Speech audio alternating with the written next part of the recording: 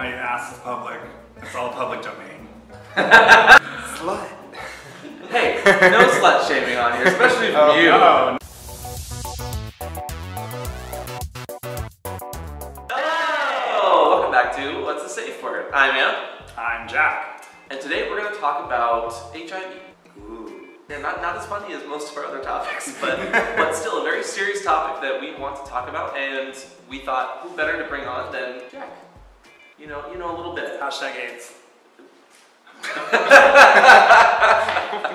it right out there. Yeah. So what do you do? Where's your background as far as AIDS and HIV? Well, I have been HIV positive since I was 20, and now I'm 46. I was on Project Runway long ago. I talked about my status publicly, and that led to like a whole new career. Currently, I'm the Senior Communications Officer at MSNGF, which is a global HIV/AIDS nonprofit. And so would you say that being openly HIV positive kind of changed how you approached being open about that? I changed my career. I was in fashion design for 17 years, and then I came out about my status. I weighed the two options. Do I want to go back into fashion design? And I think what I do now is kind of more important for our community. Yeah. And just having someone out there, like almost like a role model, helps people to come out all the time and just be more comfortable with their own status and their bodies and their sexuality. Agreed. So how do you think safe sex has been redefined recently?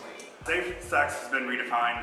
There's a few options. One is condoms, which have been around forever. Treatment as prevention is sort of a new terminology, which means if you're HIV positive like myself and you're taking ARV treatment and you maintain an undetectable status, then it's been shown scientifically that you cannot transmit HIV. So treatment as prevention. And then the newest thing, of course, is PrEP, a drug called Truvada, which HIV negative guys take.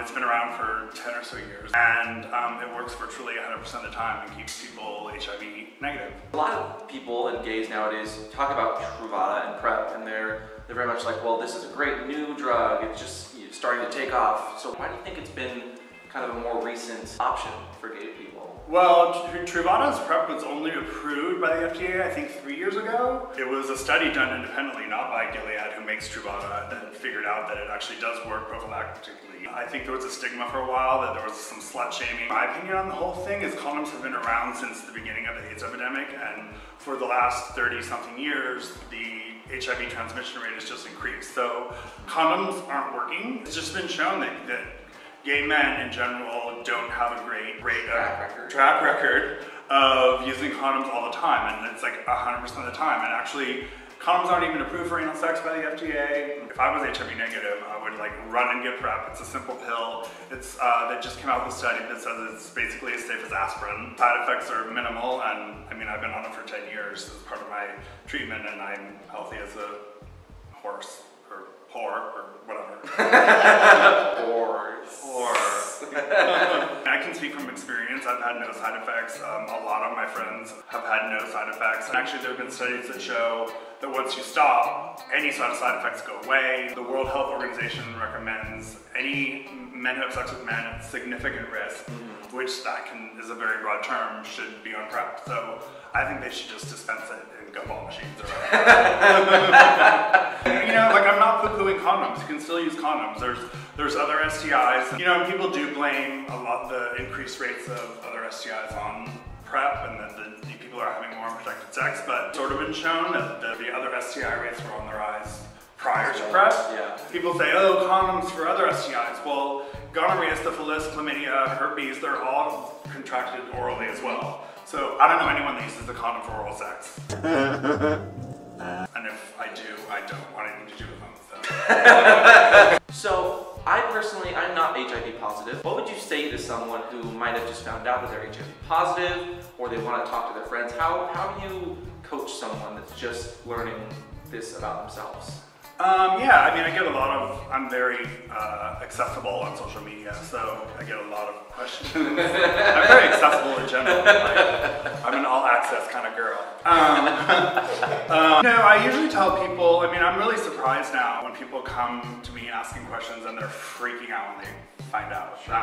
But it's totally understandable, even though the medications are really great now, and the prognosis is if you get on medication right when you're diagnosed, your lifespan is unaffected. You'll live a totally healthy life. So I've had 25 years to get really comfortable talking about it. Sure. So for new people, I always say, It sounds cliche, but honesty is the best policy. Like, you know, having a secret will just eat you up.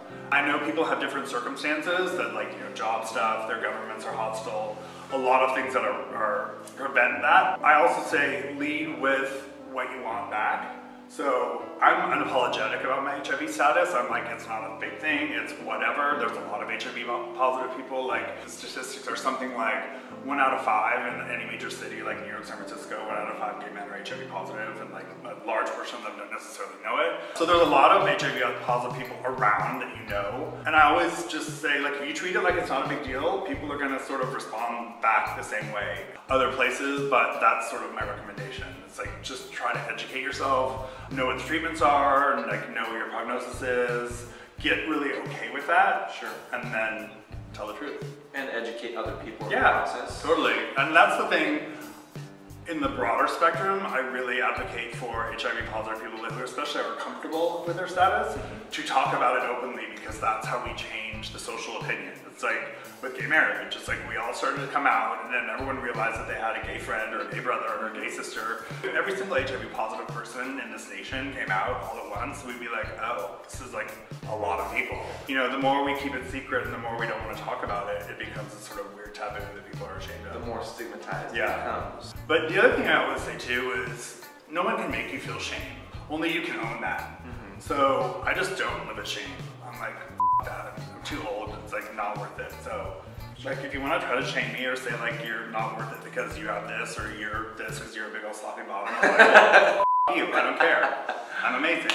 So what about people that look at PrEP or Truvada or whatever you want to call it, and they say, well, that's too expensive, I don't have health care, or I'm not covered for that? I think if you want PrEP in the US, you can get it.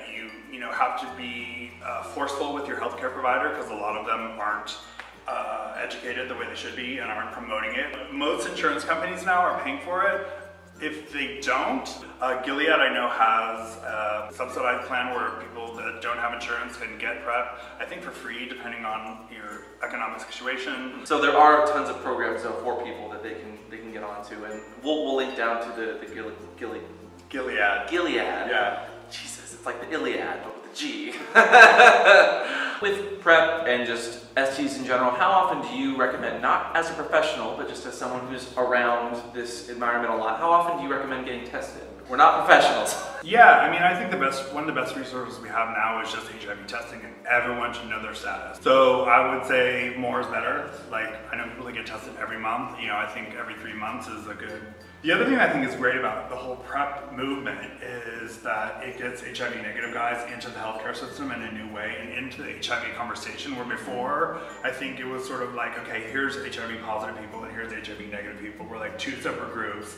The HIV negative people are trying not to become the HIV positive people, and now it's very clear that like we're not so dissimilar. You know, undetectable HIV positive guys are super safe, and negative guys on PrEP are super safe. It's like the guys that aren't on PrEP and that think they're negative and aren't sure, that's like the gray area. The other thing I think is great is that to get PrEP, you have to, are you on PrEP? Yeah, so you have to know, you have to get checked, and you have to get checked every 3 months, get your blood work done and make sure everything's working and get screened for other STIs. So I think in general, it just makes our community a lot healthier. And a lot more informed, because people are going in, they're asking questions, they're actually learning about PrEP and HIV and all these other STDs that they could come across, because I feel that sometimes the younger guys just getting into sex and they don't always know what everything is. I know when I dated an HIV positive guy years ago, I had no idea what it meant. He was very open about it, and I appreciated that, but it was very startling. You were surprised. You didn't really know how to react to that. But what I did is I sat down and I read up, laid it all out, and said, you know, undetectable guys are not any different from a normal person. That's something that's really important to say, is even if you're positive, you have HIV, that doesn't change who you are. That doesn't change. You take a pill or more a day, you know, and you're still the same person. You still have sex the same way. Yeah, and you asked about, you know, people that are newly diagnosed. I always tell them that, because that's one thing that they fear is like, I'm gonna be unlovable and nobody's gonna wanna have sex with me and like my love life is over. But it's like, listen, if you're on medication and you're undetectable, you're not gonna transmit the virus to anyone. And I think that's an important you know, information for someone to have, and boosts your self-confidence when you're really in a vulnerable place. And even more so, someone that can't understand that you being incredibly open and very honest about that makes you not only a more honest person in general, but you probably are going to be an easier person to date or go on, you know, have sex with, because you are level-headed, you're open about who you are and what you enjoy. Right. And I think that that's just a healthy relationship in general. Totally. Secrets aren't helpful in relationships in general. No. So Jack, where can people go if they have more questions, or they want to follow you, or they just want to see you naked? I'm Jack McEnroth on Twitter, Instagram, Facebook. Oh, okay. My ass is public. It's all public domain. Slut. Hey, no slut shaming on here, especially from you. No, there's no such thing. Slut shaming is not a thing. Slut pride. Yeah. There you go. So thank you so much for coming on, Jack. Yeah, we really appreciated your opinions. Whether you're having sex with condoms, without condoms, on PrEP, off PrEP, HIV positive or negative, always have a safe word, and today's safe word, Jack, is... Beehive. Because, bees! Not the bees! Not the bees! If you guys have any questions for us down below, let us know. Leave a like to the video, and we will see you guys next time. Peace Bye! out.